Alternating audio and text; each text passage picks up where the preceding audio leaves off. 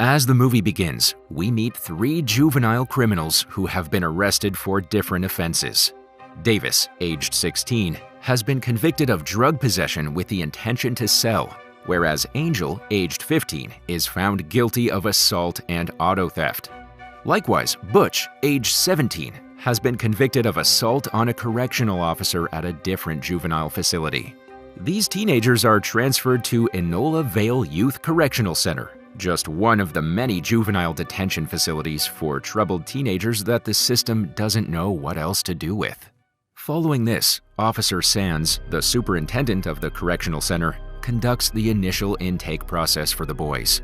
He immediately appears stern as he conducts thorough inspections on each of them with strict protocols.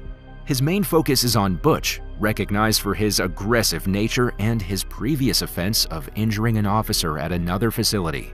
He then gives the boys a rundown on the facility's rules that they must follow to earn the chance for release.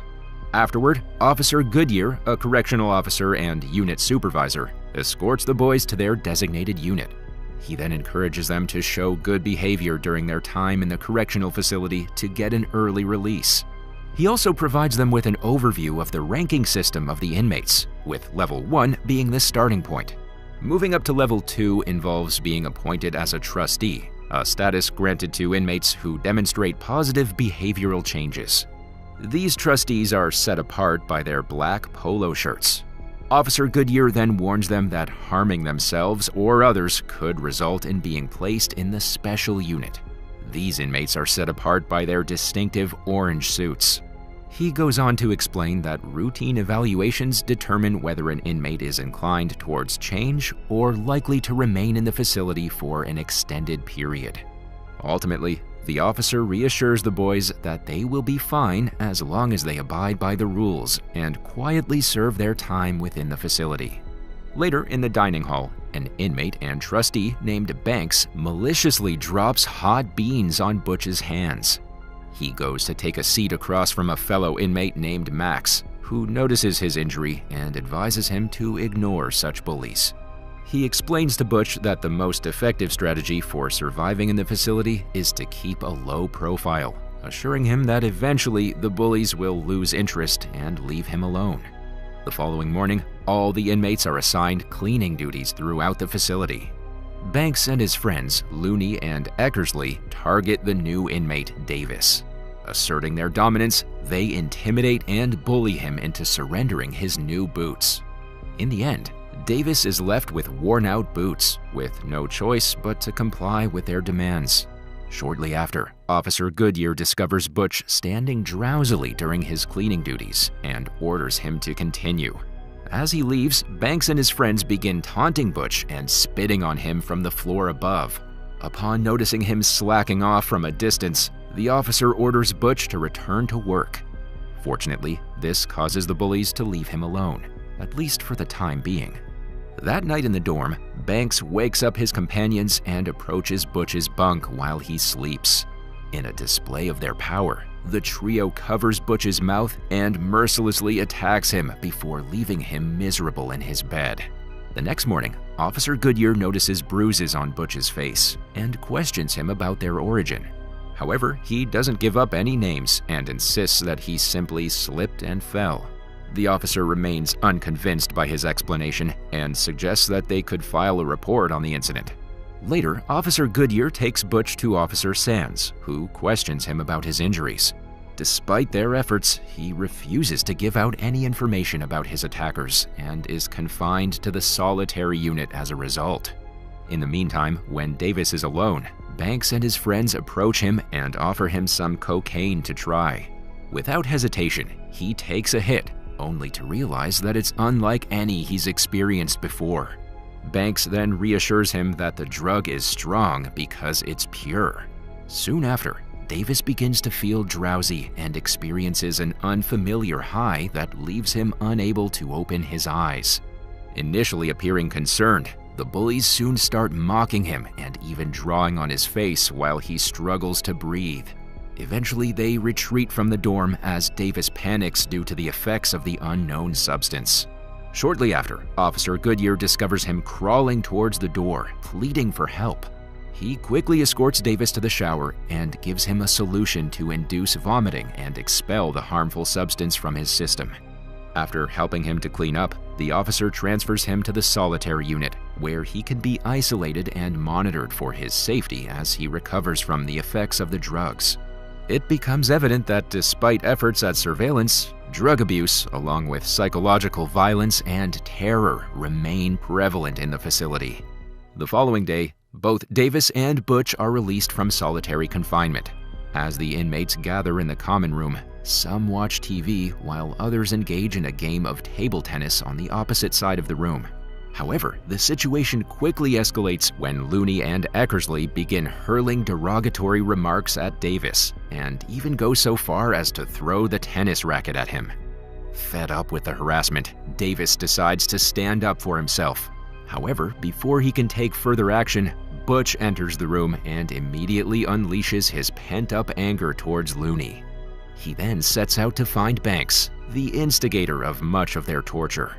Davis also joins him and keeps watch outside in the hallway as Butch confronts the bully.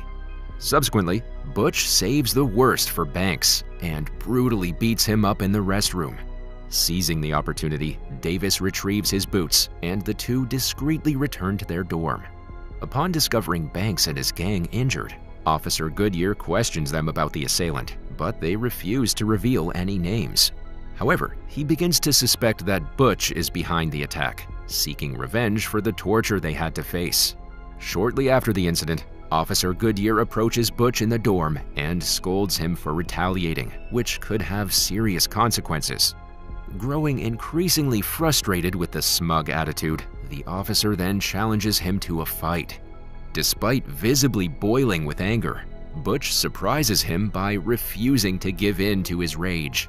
Following this, Davis's mother visits him at the facility, but he chooses not to share all that he had to endure in the few days he's been in the facility.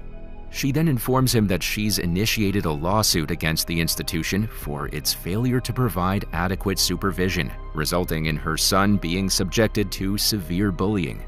However, instead of finding comfort in his mother's actions, Davis becomes infuriated and abruptly leaves the visitation room. Similarly, Angel's father visits him and tells him that the family misses him. Rather than feeling comforted, he feels resentful since he believes that his family is not taking any action to secure his release from the facility. Later that day, Butch and several other inmates participate in an anger management class within the facility. Tensions escalate when an inmate named Frank gets into a physical altercation with another prisoner, leading correctional officers to intervene before the situation spirals out of control. Over the course of the next few days, Butch establishes his standing among the inmates after his confrontation with Banks. He also forms his own clique that includes Davis, Angel, and Max. He then extends his protection to them, offering a sense of security against potential threats from other violent inmates. A few days later, Officer Goodyear escorts Butch to meet with the commissioner, where he receives significant news regarding the investigation into the correctional officer he previously injured. It's revealed that more than 10 legal guardians have come forward, alleging that their children were also victims of physical assault by the same officer. This revelation makes Butch's case as an act of self-defense, potentially reducing his charges. The commissioner informs Butch that as long as he maintains good behavior over the next 2 weeks, the authorities will uphold the plea agreement and spare him from facing charges for assaulting the officer. However, any misconduct during this period would result in the withdrawal of the plea, and Butch would be sentenced to serve 4 years in an adult facility beginning on his 19th birthday. With this, the commissioner encourages Butch to make positive choices both during his time in the facility and upon his release into the outside world. In the dining hall, an inmate named Harold launches a vicious knife attack on another prisoner. Although the correctional officers intervene, they fail to apprehend the attacker. Meanwhile, Butch keenly observes another inmate in the hall, suspecting their involvement in ordering the assault. The following morning, he confronts said inmate and proceeds to strangle him. He then issues a stern warning to never lay a hand on the previously targeted guy again before walking away. In the meantime, Officer Goodyear submits a request for leave to Officer Sands, the superintendent, for his daughter's birthday. However, his request is denied. He's reminded of his responsibilities as the unit supervisor and urged to prioritize the operational needs of the facility over personal matters. Later, while Butch and his friends are doing their painting duties, Officer Goodyear gets into a heated argument with his wife about the denied leave request. Angel then jokingly paints an obscene depiction of their facility teacher, Miss Briggs. Upon discovering the offensive drawing, Officer Goodyear's anger flares, and he confronts Angel. Although Angel admits to the act, the officer's anger escalates, resulting in a physical altercation between the two. Despite Butch and Davis's attempts to intervene, they are unable to prevent him from attacking their friend. In the heat of the moment, Officer Goodyear throws Angel against the wall, causing him to strike his head on some pipes. The poor kid lies motionless on the floor as his friends frantically call out to him. They soon discover that his condition is serious after noticing that he's bleeding from the back of his head. Infuriated by the brutal assault on Angel, Butch attempts to retaliate against Officer Goodyear.